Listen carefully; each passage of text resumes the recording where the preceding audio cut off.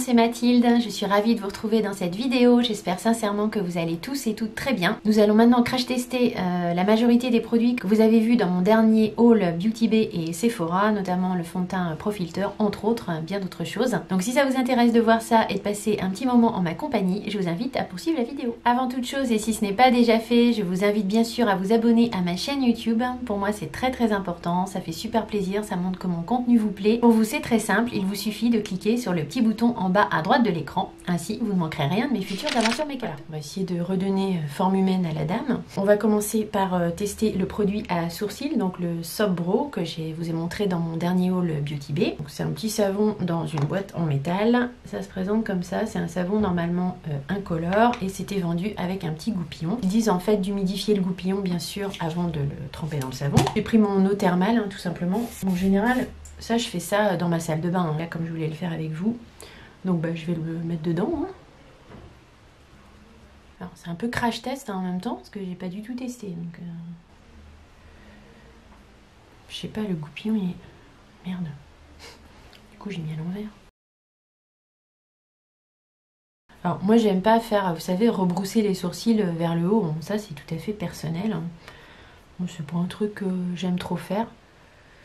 Par contre on peut un petit peu les déranger un petit peu comme ça, mettre du savon pour justement leur donner un petit peu plus d'épaisseur. Mais après moi je les remets droit en fait. Ça c'est vraiment une question de goût. Il y en a qui aiment bien que ce soit un peu ébouriffé vers le haut pour que ça fasse peut-être un aspect plus naturel. Je sais pas, moi j'aime bien quand c'est bien rangé. Bon c'est un savon quoi. Il est transparent donc ça c'est bien parce que c'est vrai que souvent j'utilise des savons qui sont pas forcément transparents. En séchant en général j'ai pas les sourcils roses, même si c'est un savon rose, mais il sent les agrumes.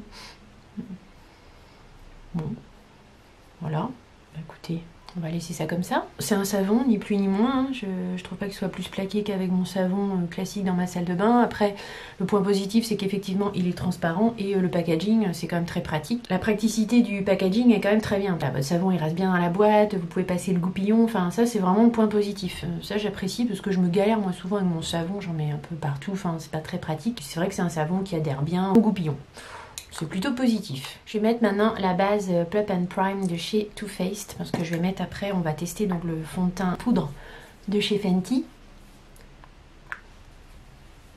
Et moi le fond de teint poudre c'est un peu une découverte pour moi. Je crois que j'en ai jamais trop mis. Donc je préfère mettre une base avant.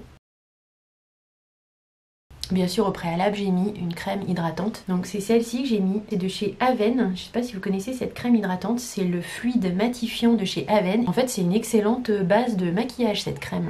J'ai constaté qu'elle prenait vraiment bien le maquillage. Bon, on est samedi matin, ça se peut que vous entendiez les enfants. J'ai appliqué ma base, sur mes yeux j'ai appliqué la CC Eye de chez Herborian à la Centella Asiatica. Donc c'est un peu le même principe que la CC crème sur tout le visage.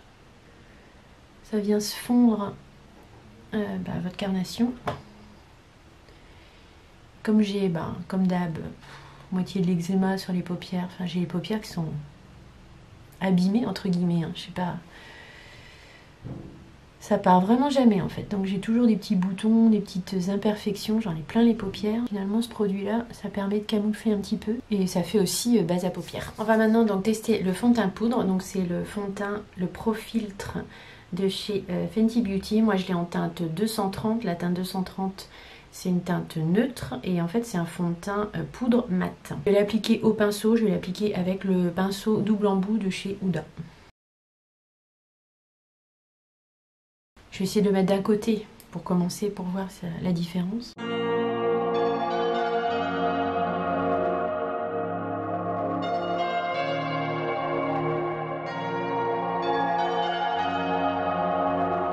Bon, voilà, j'ai fait ce côté-là en fait. Je sais pas si je l'ai bien appliqué. En tout cas, la couvrance est, je dirais, elle est moyenne. C'est mat, mais pas trop. Ça fait pas un effet keki. Ça s'applique assez bien. Bon, je suis pas du tout habituée à ce type d'application de fond de teint poudre, mais je trouve que ça s'applique quand même bien. Il n'y a pas d'effet de matière. Ça me fait pas une vieille peau de vieille crocodile. Pour l'instant, je trouve que c'est effectivement pas mal. La teinte, je pense qu'il aurait pas fallu au-dessus. C'est juste, mais je pense que ça va quand même. C'est quand même assez neutre. J'ai pas l'impression d'être jaune. Vous voyez, là c'est le côté sans, là c'est le côté avec. pour une première impression, ouais, je suis agréablement surprise. Je vois pas d'effet de poudre. Je trouve que c'est plutôt pas mal. Donc je vais faire l'autre côté.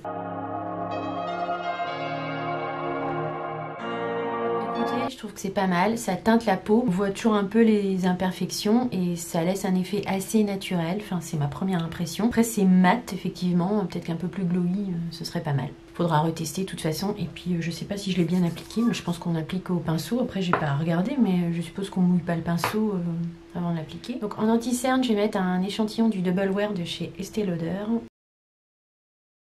que je vais appliquer avec mon nouveau pinceau 146 de chez Zoeva, donc il y a une forme idéale pour ça.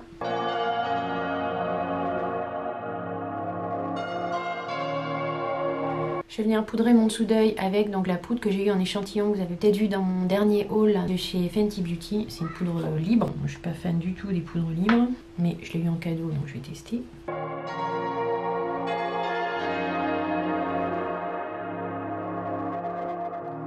Première bonne impression de cette poudre, elle est vraiment très fine, elle n'a aucun effet de matière, elle ne me file pas dans les petits plis là. Bon, j'ai des petits plis, hein, j'ai des petites rides, mais elle a un bel effet cette poudre, effectivement. Sur mes sourcils, je vais remettre un petit peu de poudre grise avant de passer aux yeux.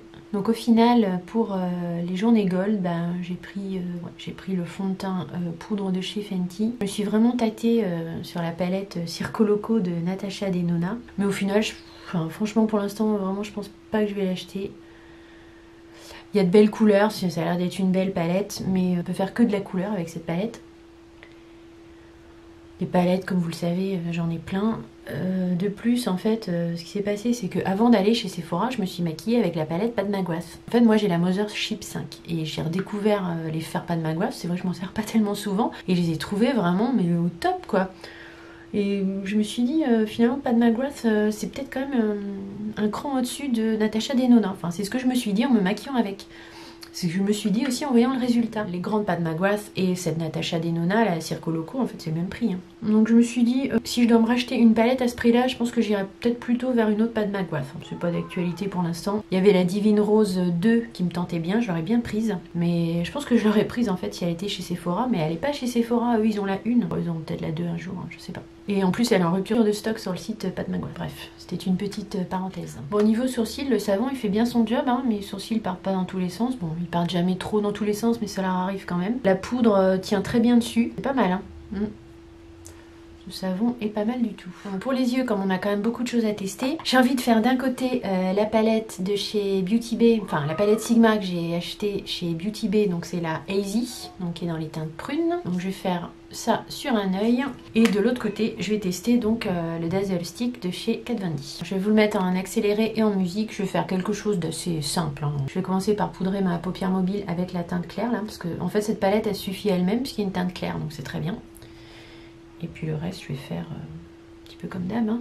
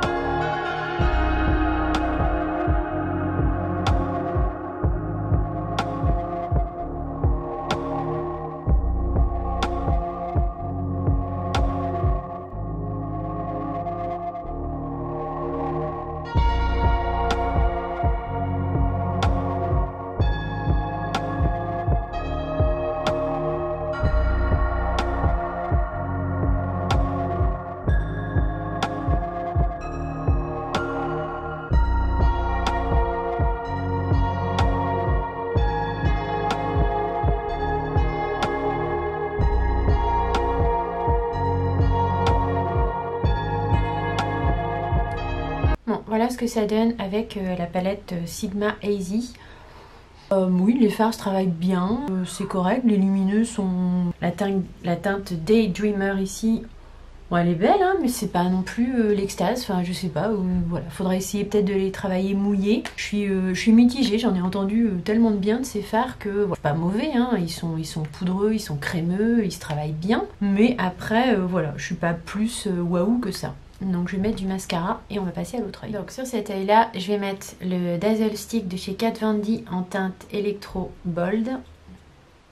Donc ce sont des sticks et la teinte elle est très orangée bronze, c'est magnifique. Mais ça a l'air fragile hein, par contre. Je vais prendre avec un pinceau puis je vais venir mettre sur ma paupière.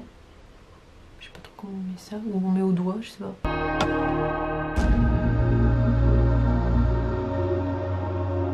Je vais venir au doigt, je pense que c'est plus l'idée. Ouais.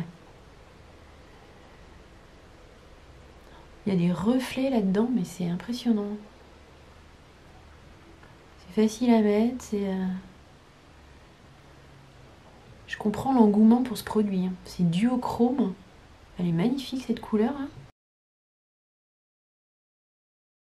Très honnêtement, ça vaut les liquides chromium de Natasha Denona sans problème. Hein. Et c'est quand même moins cher et je dirais presque plus facile à appliquer. Par contre, c'est fragile quoi. Vous voyez l'embout là, j'ai mis au pinceau, j'ai mis... Dès qu'on sort le truc, j'ai l'impression que ça... Faut vraiment pas trop le sortir. Ça m'a l'air d'être ouais, hyper fragile quoi. Et puis ça en met partout. Enfin voilà, ça se déplace. Je sais pas si le conditionnement, le produit est top, mais le conditionnement, à voir dans le temps. Je vais venir juste faire une transition avec l'autre palette de chez Sigma, avec la palette Eevee. Je vais prendre tout simplement un mat de transition qui s'appelle Med. Je vais prendre celui-ci.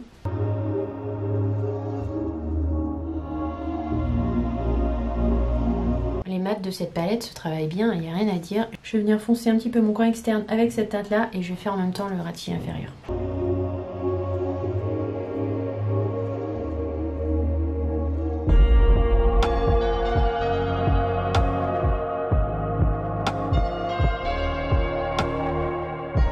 Je reviens flouter un petit peu avec cette teinte là.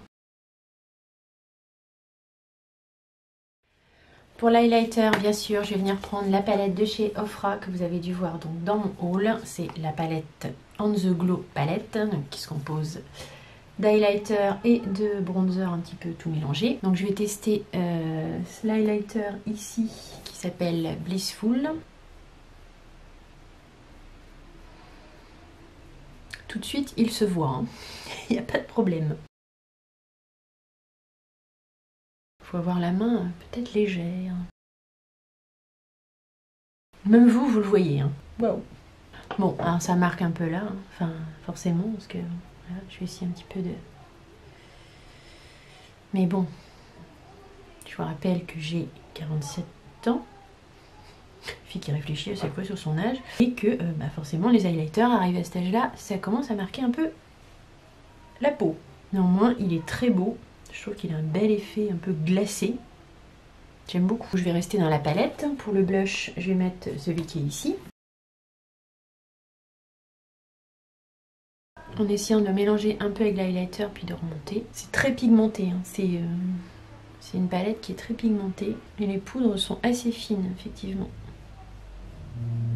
Donc voilà, je mélange un peu à l'highlighter. Je remonte. Pour finir, je vais venir mettre bien sûr un petit peu du bronzer. Donc le bronzer c'est le Americano Bronzer. Une teinte un peu chaude. Vous voyez, elle est mollo. Mais elle est magnifique cette couleur. Bon, c'est un petit peu estival on va dire, hein, mais ça s'applique bien, ça se fond bien, ça se travaille bien. Fait pas des taches quoi, vous voyez, j'arrive à le fondre. Mais bon, effectivement, c'est un petit peu, c'est plus pour l'été, je pense. Pour la saison, c'est un peu juste encore. Bon, j'ai les cheveux en vrac, hein, évidemment, après avoir enlevé le bandeau, comme d'hab. Bref, pour les lèvres, je vais mettre un gloss de chez Fenty. Donc c'est la teinte cacao, je sais pas quoi là. Bref, c'est une teinte marronnée, j'arrive pas à lire là, c'est trop petit. Et elles sont super agréables ces gloss là. Enfin, c'est entre le gloss et le rouge à lèvres. C'est pas gloss en fait tellement dans la texture, hein. C'est très agréable. Et ça teinte juste un petit peu les lèvres, juste ce qu'il faut, ça donne une belle teinte. Je trouve que ouais, ils sont vraiment top ces gloss là. Ils ne volent pas leur réputation. Je vous montre le résultat final, je vous fais la petite conclusion sur les produits.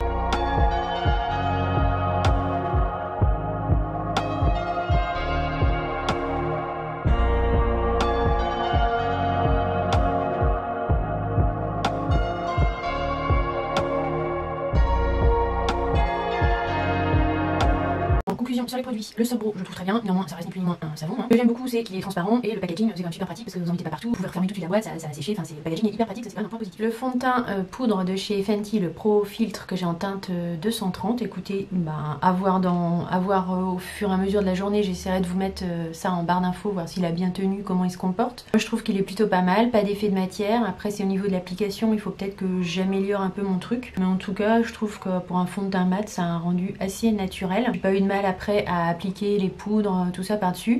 Je sais pas, pour une peau mature finalement ça me paraît pas si mal en fait, donc je suis plutôt agréablement surprise à retester dans le temps, mais franchement c'est une assez belle découverte en fait, je m'y attendais pas. La palette de chez Sigma, donc j'ai chez Beauty Bay en teinte Hazy, donc je la remontre vite fait, j'ai fait cette œil avec. Elle est bien, les fards se travaillent bien, les mats se travaillent bien, c'est vrai que les mats se travaillent bien, j'ai pas eu de patch, de la facilité d'application au pinceau. Maintenant pour l'instant les lumineux j'ai pas été waouh, c'est à retester bien sûr, j'ai pas testé toutes les teintes de la palette et j'ai pas testé mouillé. C'est plutôt positif, il y a des teintes assez duochrome. Pour une palette de 9 fards, je pense que c'est quand même un très bon reprise. La poudre de retouche fixatrice de chez Fenty que j'ai eu en échantillon, donc avec la journée gold de Sephora, c'est la teinte Cachoui, donc je m'en suis servi pour poudrer le dessous de l'œil. Je la trouve très bien, très fine, ça bouge pas, ça m'a pas fait des plis atroces dans les ridules. Les Dazzle Stick de chez Kat Von D, gros coup de cœur pour ces produits là, je comprends le buzz que ça fait effectivement. C'est facile d'application, c'est hyper crémeux, c'est un véritable duo trio chrome, franchement c'est magnifique, vous mettez ça en aplat sur la paupière et puis après un petit fard mat en creux de paupière, c'est impeccable. Par contre bémol, je sais pas si ça va tenir quoi, j'ai l'impression que ça va s'abîmer en fait. Et pour finir donc la palette On The Glow palette, gros coup de cœur pour cette palette, les highlighters vous voyez ils sont hyper lumineux, ils ont un effet un peu glacé, le blush c'est aussi bien travaillé, j'ai pas eu de soucis, franchement je trouve que c'est un gros coup de cœur cette palette, à son prix elle est vraiment pas donnée, elle est vraiment magnifique quoi. Je pense que je peux m'en servir aussi en creux de paupière, je peux faire mes paupières avec aussi, je peux faire aussi faire un paupière quoi, ça fait teint et paupière au final. Je n'aurais pas dû l'avoir acheté, j'ai bien mieux fait d'acheter ça que la palette Circo Loco par exemple de Natasha Denona, je pense qu'elle est plus utile au quotidien. Mon petit test Get Ready With Me nouveauté est terminé, j'ai encore pas mal de choses à vous montrer, à tester, notamment la palette, la Horizon chez Beauty Bay. On l'a pas testé mais je pense qu'on la fera dans un make-up à venir. Moi dans les commentaires qu'est-ce que vous avez envie que je reteste peut-être un peu plus. Les palettes Sigma j'ai pas non plus voilà tout testé. Si la vidéo vous a plu bien sûr n'hésitez pas à mettre un petit like, un petit thumbs up, ça m'encourage, c'est vraiment hyper important. N'oubliez pas non plus de vous abonner à ma chaîne YouTube si ce n'est pas déjà fait. Moi je vous fais gros bisous et je vous dis à très vite dans de prochaines aventures make-up. Bisous, bye.